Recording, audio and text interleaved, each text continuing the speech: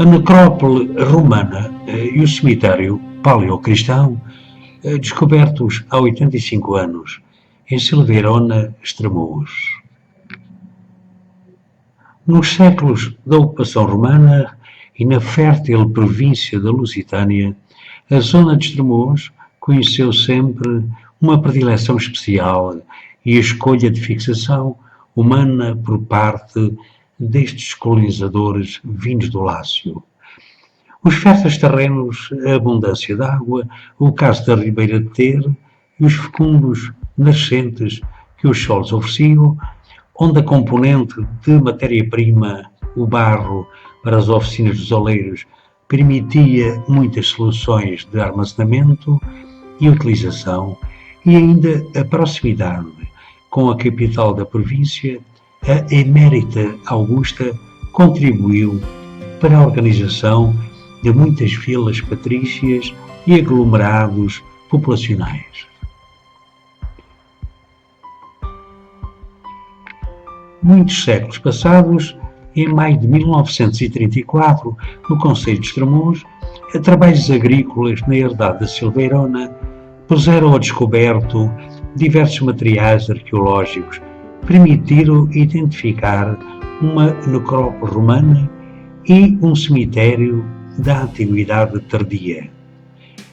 As escavações da necrópole romana e do cemitério visigótico de Silveirona, Santo Estevão, Estremoz, começaram então no dia 22 de maio de 1934 e foram originadas numa indicação dos achados feitos no local pelo distinto extremocense médico Dr. André de Brito Tavares, o dono da herdade, que transmitiu ao Dr. Leite Vasconcelos, fundador do Museu de Arqueologia, que por sua vez delegou a apreciação do achado naquele que havia de ser o seu sucessor, o Dr. Manuel Heleno, conservador do Museu Etnológico Português à data, desde 1921, e o segundo diretor do Museu de Arqueologia de 1929 a 1964.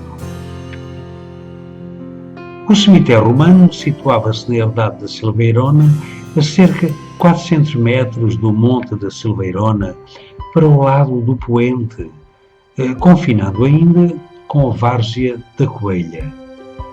As escavações começaram no mês de junho de 1934, orientadas pelo Dr. Manuel Heleno, que contratou para o trabalho 7 homens da freguesia de Santo Estevão. Curiosamente, um desses homens, de nome Eugênio Marcelino Rebola, era pai de minha mulher, e tive a ocasião, com muita curiosidade, de falar com ele sobre essa época e esses trabalhos. Pela sua originalidade de minúcia e demoras no escavar, era uma coisa completamente nova e inaudita naquele meio rural. Tive a ocasião, depois mais tarde, de levar o meu sogro, nos anos 70, ao Museu Nacional de Arqueologia, para que visse lá todo esse espólio das descobertas em que tinha participado.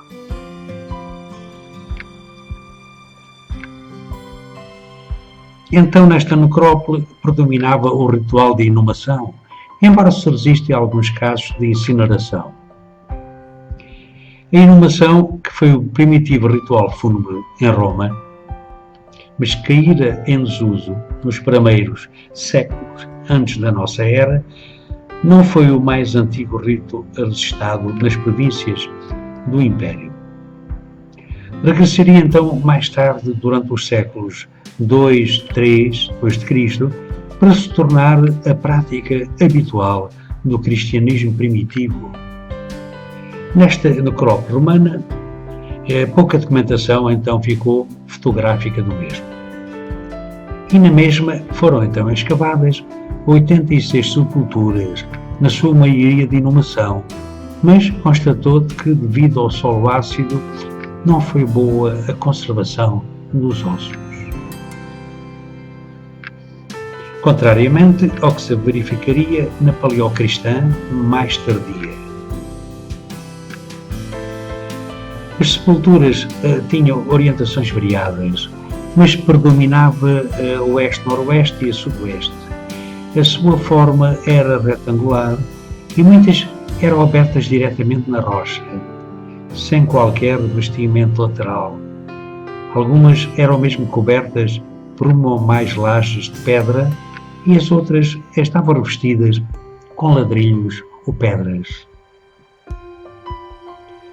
A necrópole romana foi então datada de um período compreendido entre o século II, o século IV e o século V depois de Cristo, sendo provável que tenha sido continuada mais tarde, embora naturalmente num outro contexto religioso. Será então provavelmente a mudança no âmbito religioso que explicará a criação de um novo espaço sepulcral a local próximo, mas distinto, diante do espólio então recolhido nas escavações da necrópole romana, em estado de conservação, merece destaque, sobretudo, a cerâmica comum fina, uma cerâmica de pasta muito depurada, dura e fina, com abundantes componentes não argilosos de fino calibre, bastante comuns na olaria romana do Alto Alentejo. A designação de cerâmica comum justifica-se por se tratar de uma produção de cariz local ou regional, e esta designação serve também para a cerâmica do século II e III. Algumas peças de cerâmica apresentavam então grafitos, inscrições feitas antes ou depois da cozedura. Encontraram-se dois casos muito notórios com características bem distintas. Um deles inscrito na base de um recipiente, poderá ser interpretado como marcação ou numeração da peça realizada pelo oleiro. O outro, um nome inscrito pelo proprietário em vida, e um outro, uma saudação ao defunto. Assinala-se também a presença de eventuais mensagens de cariz religioso, como parece ser o caso da folha do ouro e do peixe.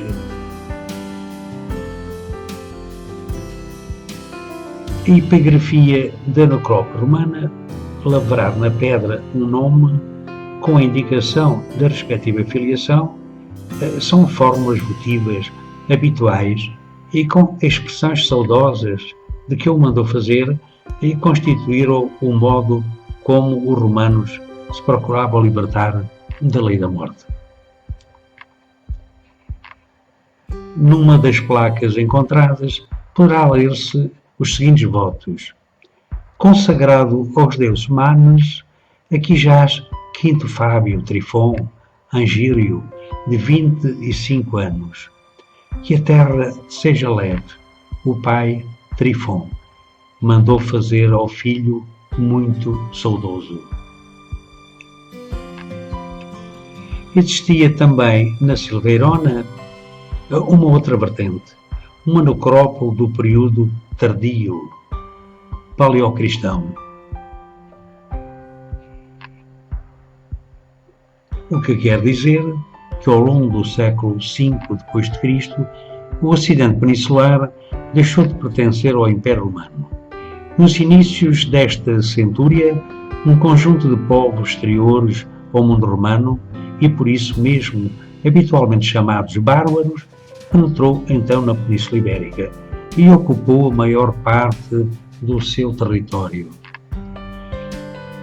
Depois de um agitado período com múltiplos conflitos entre estes povos, a população hispânica e os visigodos, que se aglutinaram como força armada ao serviço de Roma, fizeram nascer a noroeste um novo reino dominado pelos suevos.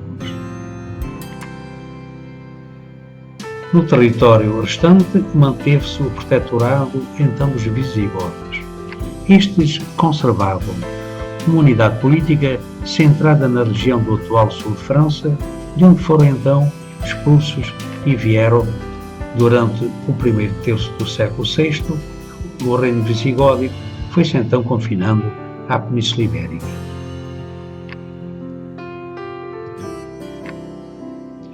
É justamente desta época que se data a necrópole tardia da Silveirona, como se pode apreciar pela cronologia dos seus enterramentos. Então, a 300 metros da necrópole romana, encontrava-se, como estamos a descrever, o cemitério da Antiguidade Tardia, paleocristão, o primeiro identificado e aquele que começou por receber a continuada atenção do professor Manuel Heleno. Este então por remeter para uma arqueologia da chamada época visigódica. O cemitério abrangia uma área em forma oval, com eixos de 33 metros e 30, respectivamente orientados, o primeiro maior em sudoeste e o segundo menor a noroeste para sudoeste. O espólio era escasso, constituído quase sempre por objetos pessoais, brincos, anéis, fivelas, cinturão, que os defuntos deveriam usar quando foram sepultados. A presença de uma lucerna, de origem norte-africana, e moedas do antigo Império Romano continuariam em uso, sublinham a continuidade face à necrópole mais antiga. Na época foram muitos noticiadas estas descobertas, a par de outras contemporâneas muito semelhantes, chamadas da Frágua, junto ao Douro, em Marco de Canaveses. Mas neste caso vertente da Silveirona, Estremoz, os jornais matutinos O Século e outros noticiaram estas descobertas arqueológicas, assim como os Brados do Alentejo, o alargado jornal alentejano, que apontava ainda o cariz popular que deu umas décimas sobre o acontecimento, feitas por um poeta popular.